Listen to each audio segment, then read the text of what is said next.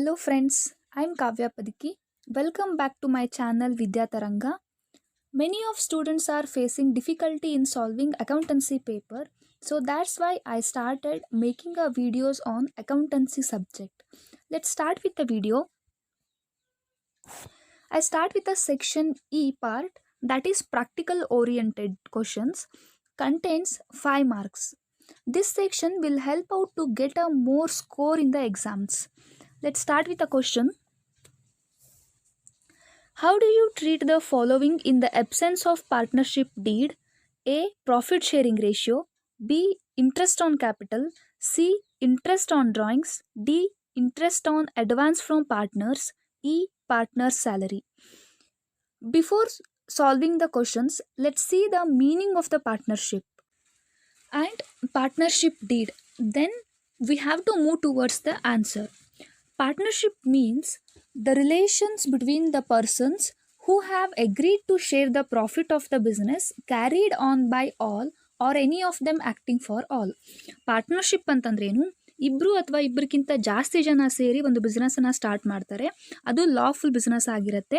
ಬಂದಂತಹ ಪ್ರಾಫಿಟನ್ನು ಇಬ್ಬರು ಶೇರ್ ಮಾಡ್ಕೊಂಡು ಹೋಗ್ತಾರೆ. ಅದಕ್ಕೆ ಏನಂತ ಕರಿತೀವಿ? ಪಾರ್ಟ್ನರ್ಶಿಪ್ ಬಿಸ್ನೆಸ್ ಅಂತ ಹೇಳಿ ಕರಿತೀವಿ.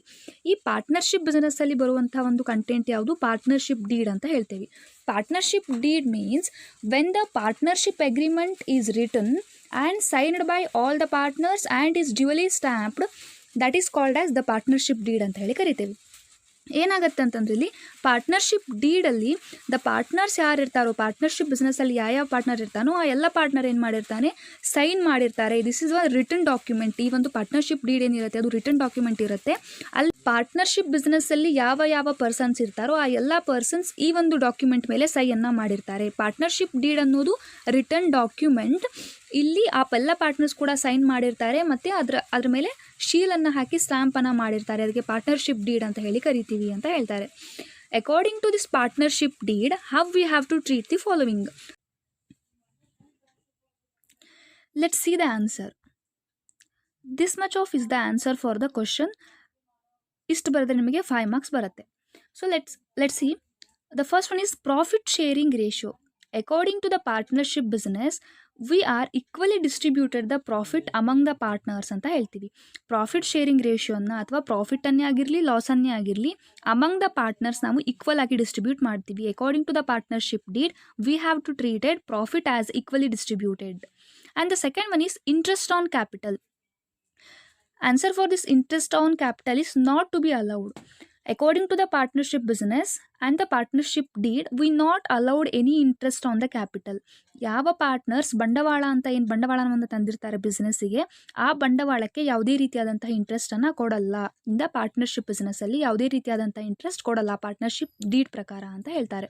And the third one is interest on drawings. Drawings is nothing but what?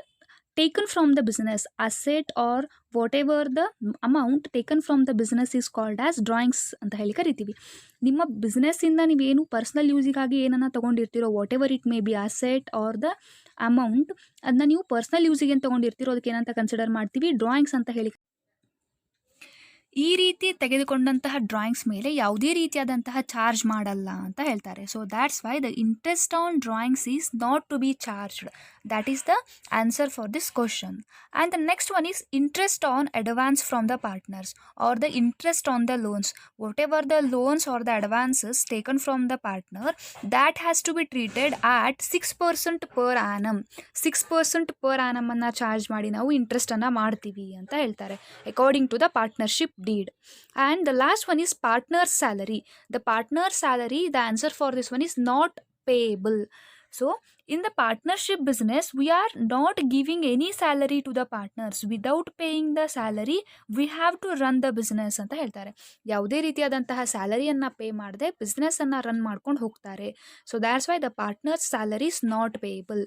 So this much is the answer for the question. If you like my videos and share my videos and subscribe my channel. Thank you.